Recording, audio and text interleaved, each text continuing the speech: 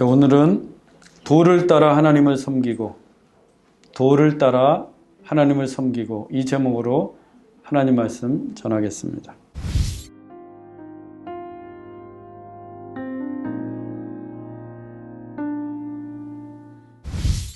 얼마 전 립스틱 바르는 94세 의사라는 기사를 본 적이 있습니다. 남양주 매그너스 요양병원의 한원주 내과 과장이 그 주인공입니다. 1926년생인 그녀는 올해 94세입니다. 100세 가까운 나이이지만 출근하는 사람이 화장하는 것은 당연하다며 매일 아침 눈썹을 그리고 립스틱을 바른 후에 병원으로 향합니다. 한원주 박사는 이 병원에서 2008년부터 내과 의사로 12년째 일하고 있는데 매일 아침 9시에 출근해서 하루 20명 이상의 환자를 돌보고 처방을 내립니다.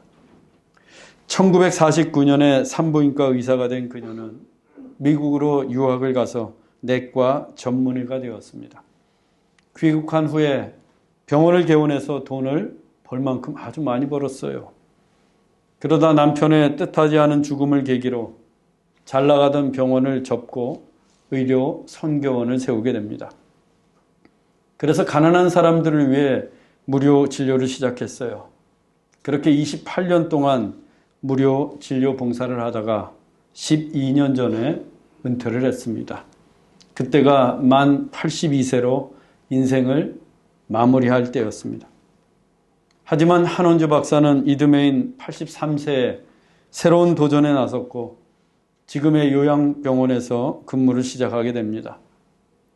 삶의 마지막 문턱에서 병과 사투하는 이들을 돌보기 위함이었습니다. 그녀의 새로운 도전은 만 94세가 된 올해 11년째 현재 진행형입니다. 한원주 박사에 따르면 건강의 최고의 비결은 끊임없이 움직이고 활동하는 것입니다. 그녀는 병원 일을 마치고 저녁 식사를 한 후에는 어김없이 실버타운 친구들과 함께 주변 동네를 매일같이 10바퀴씩 돈다고 합니다. 주말에 서울 집을 갈 때에도 딸이 차를 갖고 데리고 온다는 걸 마다하고 버스를 이용하는데 조금이라도 더 걷기 위해서입니다. 지난해 9월까지, 그러니까 93세 때까지 서울집에서 병원까지 출퇴근을 했는데 2시간 거리를 버스와 지하철을 갈아타고 출퇴근했을 정도입니다. 한원주 과장은 환자들에게도 무조건 움직이세요 라고 권면합니다. 수십 년간 의사로 있으면서 누워만 있는 환자가 더 빨리 병이 악화되고 숨지는 것을 숱하게 보았기 때문입니다. 현대인들에게 암보다 무서운 것이 치매인데 할 일 없이 우두커니 있으면 치매가 빨리 온다고 경고하면서 되도록 많이 움직이라고 했습니다. 부지런히 움직이면서 자기 할 일을 하는 게 건강을 유지하는 최고의 방법이라는 거예요. 그래서 은퇴도 될 수 있는 한 늦추고 일도 할 수 있을 때까지 무엇이든 일하라고 합니다. 또 건강을 위해서 마음가짐을 편하게 갖는 것도 대단히 중요하다고 했습니다. 항상 웃는 얼굴로 기쁘게 살면 우리 몸에서 엔돌핀이 나와 병이 잘 오지 않는다는 거예요. 한원주 과장도 고령인 탓에 혈압도 높고 심장과 콩팥도 좋지 않고 녹내장까지 있습니다. 그렇지만 하루하루 열심히 일하고 마음을 편안하게 하면서 기쁘게 살고 있습니다. 그렇게 건강을 유지하면서 현직 최고령 여의사로 살아가고 있습니다. 기자가 물었습니다. 언제까지 일할 수 있겠습니까? 일할 수 있을 때까지 일하기로 병원과 종신계약을 했어요. 할 수 있을 때까지 일하다가 하나님이 부르시면 네 하고 달려갈 겁니다. 그녀를 보면 나이는 정말 숫자에 불과합니다. 남편과 사별한 후에 54이라는 늦으면 늦었다고 할 수 있는 그 나이에 의사로서의 소명을 다시금 확인하고 무료 진료 봉사 활동을 시작했습니다. 또 83세의 인생의 황혼기에 새로운 소명을 받고 12년째 요양병원에서 환자를 돌보고 있습니다. 하나님께서 부르시는 그날까지 아침마다 립스틱을 바르면서 의사의 일을 계속하겠다고 합니다. 저는 이 기사를 읽으면서 경건한 마음이 들었습니다. 한원주 가정은 정말 한 길 가는 순례자와 같았습니다. 저는 하나님이 주신 소명, 즉 믿음의 도 때문이라고 생각합니다. 그분은 믿음의 도를 따라서 의사의 소명을 다하며 믿음의 경주를 달려가고 있습니다. 주님이 부르시는 그날까지. 여러분, 우리는 아직도 갈 길이 멉니다. 다시 소명을 확인하기에 충분한 나이입니다. 결코 늦지 않았습니다. 우리도 믿음의 도를 따라 한 길 가는 순례자가 되십시다. 주님이 우리를 부르시는 그날까지 믿음의 경주를 다할 수 있기를 간절히 소망합니다. 오늘의 본문도 믿음의 도를 따라 살아가는 사도 바울을 보게 됩니다. 본문 1절입니다. 닷새 후에 대제사장 아나니아가 어떤 장로들과 한 변호사 더둘로와 함께 내려와서 총독 앞에서 바울을 고발하니라.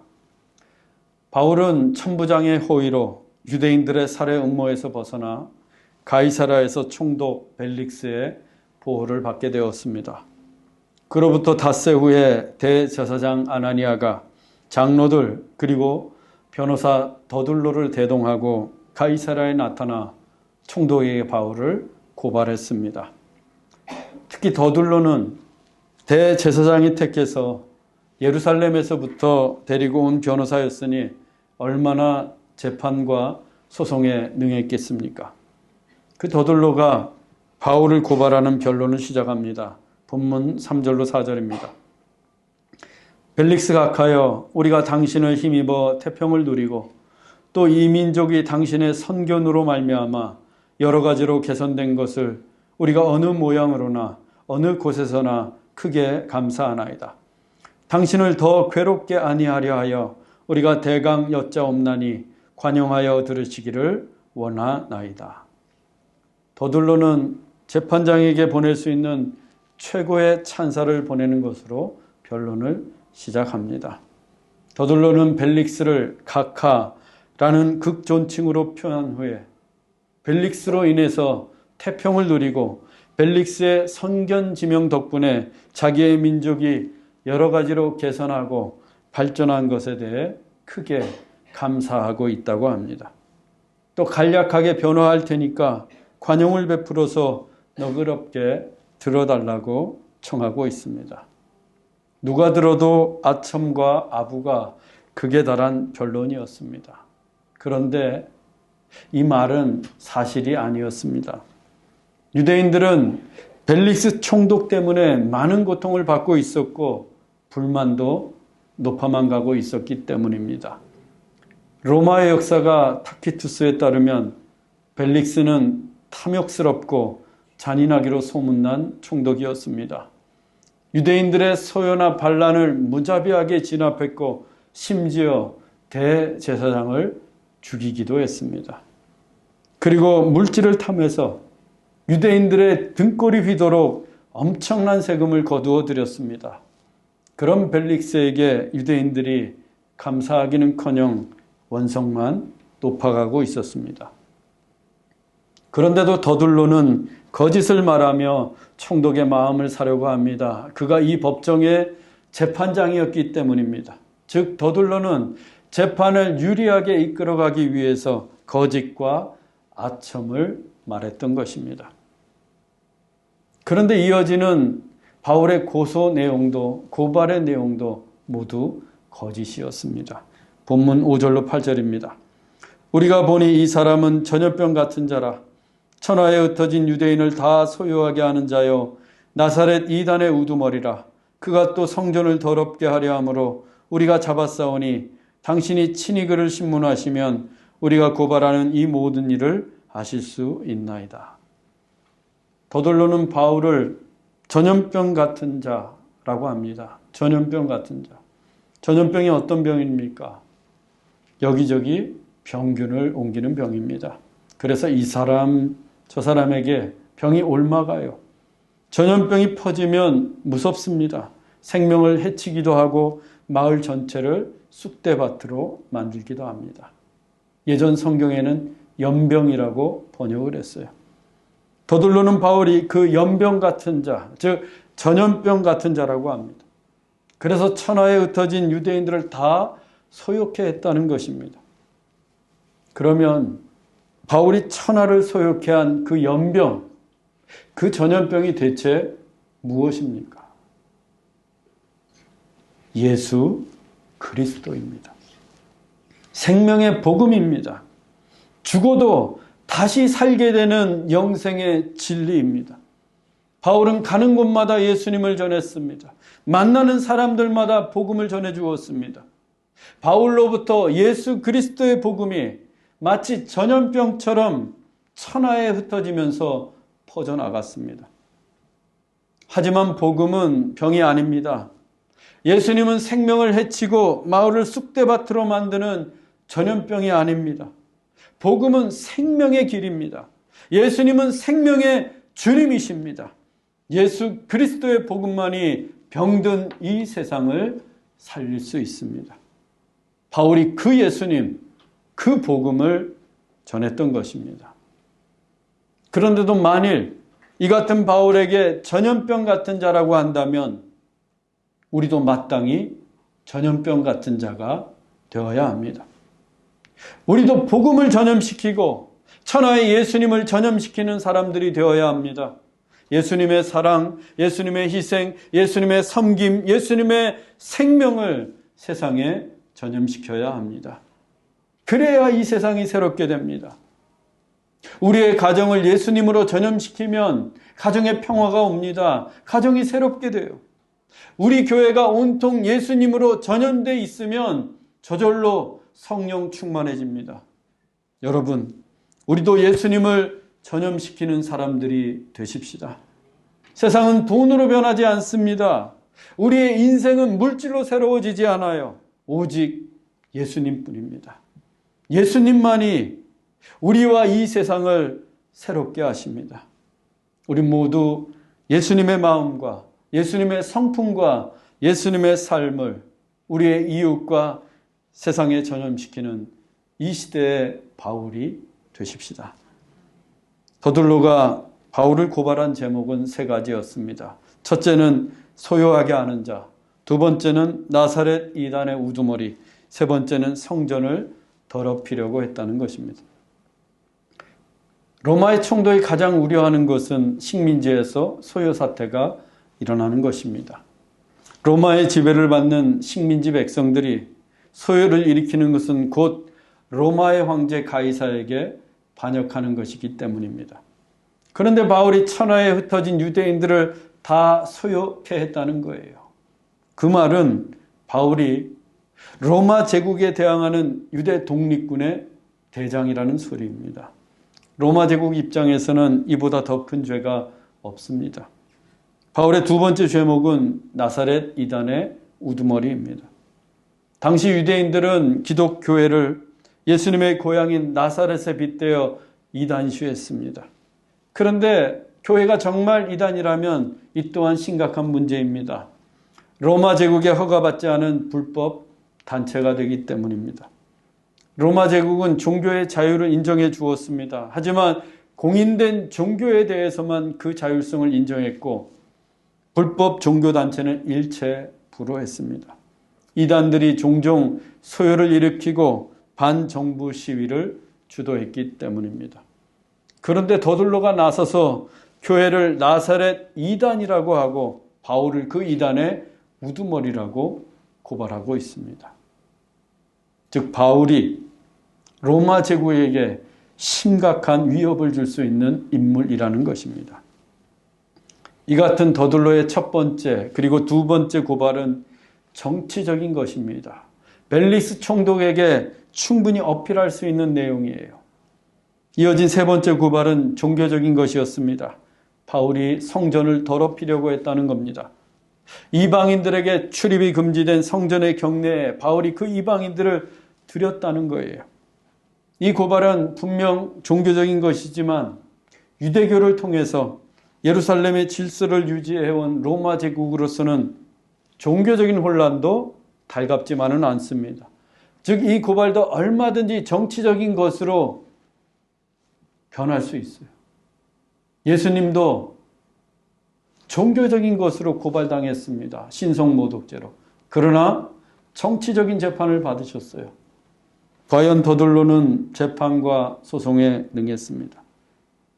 그런데 이 고발은 전부 거짓 고발이었습니다. 하나도 사실이 없어요. 바울이 그 거짓에 대해 조목조목 반박을 합니다. 본문 10절입니다. 총독이 바울에게 머리로 표시하여 말하라 하니 그가 대답하되 당신이 여러 해 전부터 이 민족의 재판장 된 것을 내가 알고 내 사건에 대하여 기꺼이 변명하나이다. 총독은 바울에게도 변론의 기회를 주었습니다. 바울은 더들로와는 다르게 단 한마디의 아부나 아첨의 발언을 하지 않았습니다. 그렇지만 총독이 가지고 있는 재판장의 권한만큼은 인정해 주었습니다. 당신이 여러 해 전부터 이 민족의 재판장 된 것을 내가 알고. 벨릭스가 여러 해 동안 총독으로서 유대민족의 재판장을 해왔음을 인정한 바울이 자기 자신에 대한 변론을 시작합니다. 본문 11절로 13절입니다.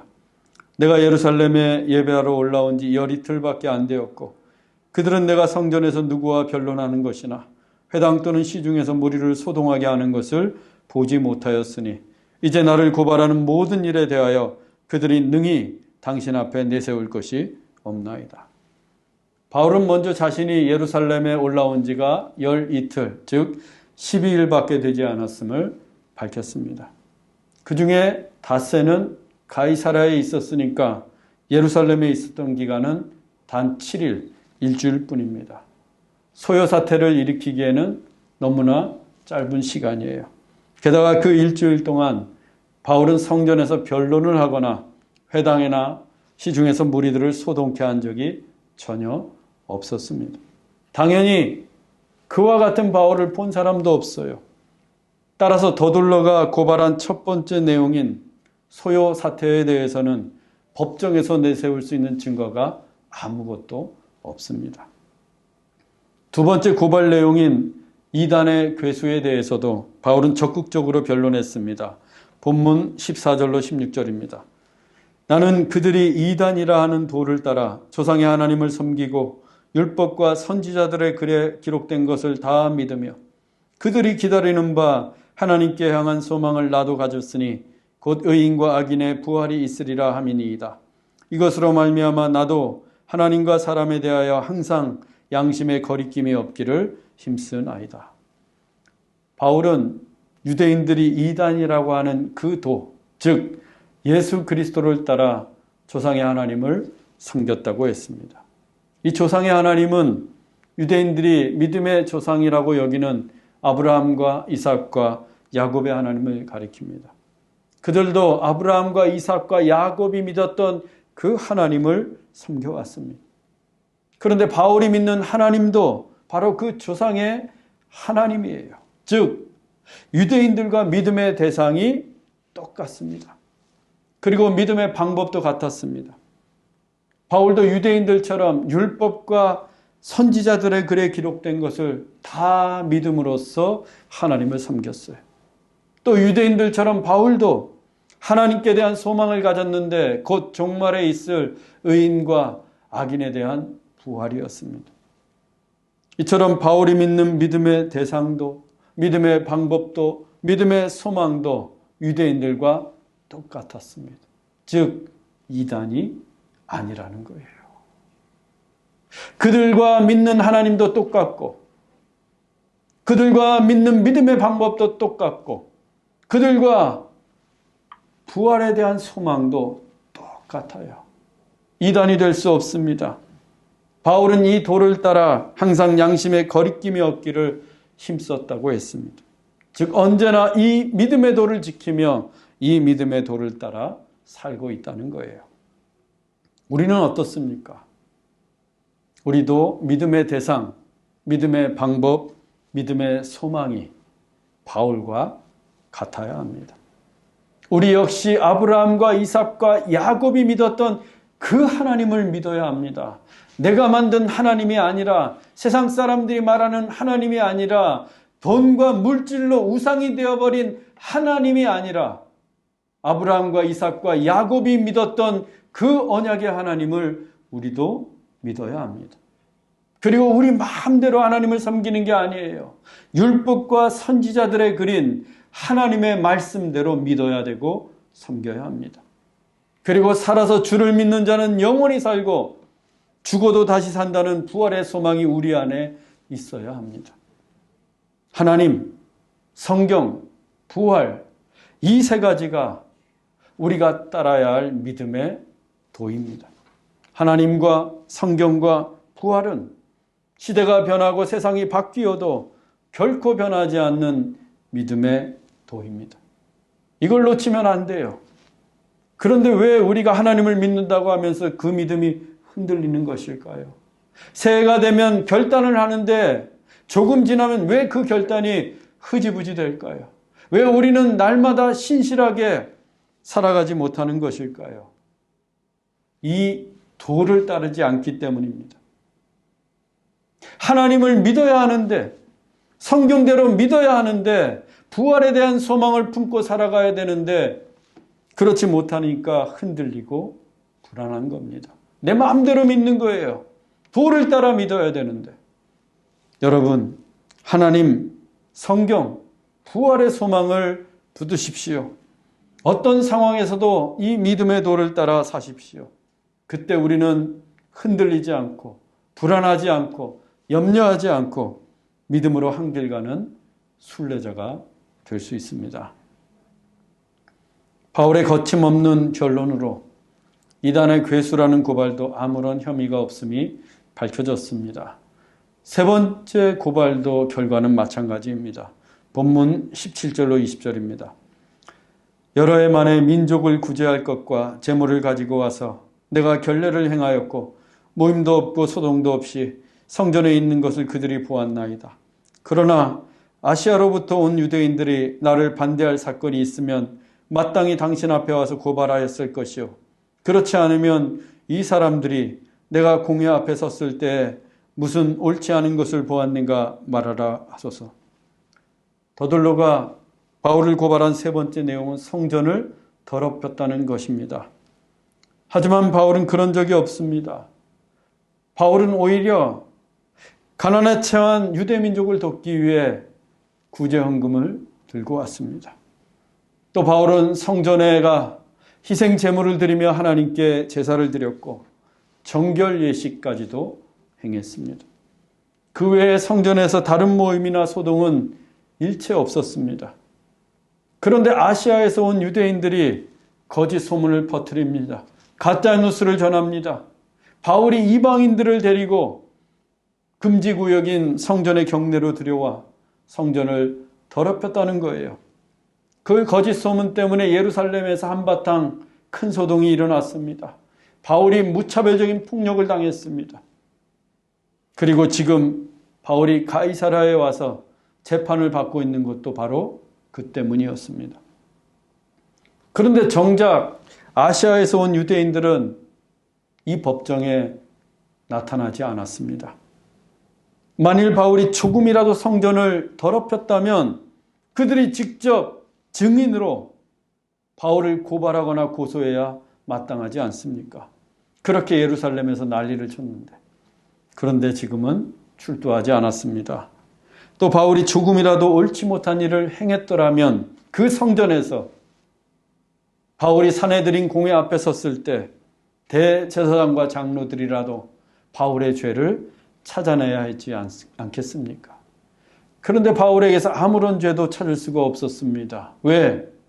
그들이 고소하고 고발한 내용들이 모두 거짓이었기 때문입니다.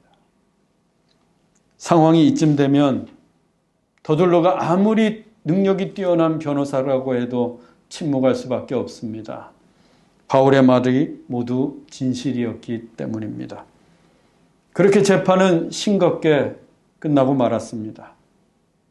여러분, 세상에서는 거짓과 아첨이 이기는 듯 보일 때가 있습니다.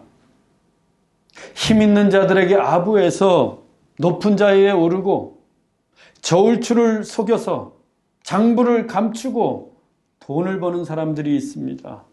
요즘 보니까 학력을 속이고 대학 총장까지 된 사람도 있습니다. 그렇게 성공하는 듯 합니다. 부귀영화를 누리는 것 같아요.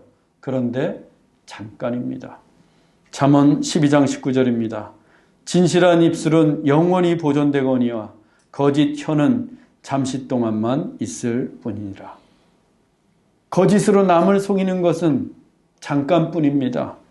진실만이 영원합니다. 어둠이 빛을 이길 수 없듯이 거짓은 진실을 가릴 수가 없습니다. 그래서 우리는 지금 당장 손해를 보고 실패를 해도 거짓을 택해서는 안 됩니다. 거짓은 거짓의 아비인 마귀의 유혹이고 속임수일 뿐입니다. 그래서 하나님께서 거짓을 그렇게 미워하시는 거예요. 하나님이 기뻐하시는 사람은 진실한 사람입니다. 잠언 12장 22절입니다. 거짓 입술은 여호와께 미움을 받아도 진실하게 행하는 자는 그의 기뻐하심을 받느니라. 왜 바울이 천하에서 전염병 같은 사람이라는 소리를 들었습니까? 왜 바울이 가는 곳마다 시기를 당하고 매를 맞아야 했습니까? 왜 바울이 그토록 가고 싶어하는 로마에서 순교를 당해야 했습니까? 오직 진실만을 말했기 때문입니다. 온 세상이 다 변해도 결코 변하지 않는 믿음의 도를 따라 살았기 때문입니다. 그렇다고 바울이 실패한 인생이었습니까? 아닙니다. 누구보다 성공한 사도였습니다. 하나님이 기뻐하시는 사람이었습니다. 그를 통해 인류의 역사가 새롭게 되었습니다. 그리고 그의 진실한 삶은 성경에 기록되어 지금도 우리 앞에 영원히 살아 있습니다. 사랑하는 형제자매 여러분, 잠깐의 이득을 위해서 거짓과 타협하지 마십시다. 거짓에 내 양심까지 팔아가면서 비겁하게 살지 마십시다. 오직 진실만을 말하고 온전히 믿음의 도를 따라 살아가십시다. 지금은 실패한 것처럼 보여도 그 길이 성공의 길입니다. 그 길이 하나님이 기뻐하시는 삶입니다. 우리 모두 믿음의 도를 따라 진실하게 한 길 가는 순례자가 될 수 있기를 주 예수 그리스도의 이름으로 축원합니다. 기도하겠습니다. 사랑의 하나님, 세상은 성공을 위해서라면 무수히 많은 거짓을 일삼고 있습니다. 어떤 거짓과도 타협을 합니다. 그 거짓된 세상 한복판에서 우리는 오직 진실함으로 살아가게 하옵소서. 믿음의 도를 따라 한 길 가는 순례자가 되게 하옵소서. 그래서 주 안에서 승리하는 믿음의 사람들이 되게 하옵소서. 진리의 주 예수 그리스도의 이름으로 기도하옵나이다. 아멘.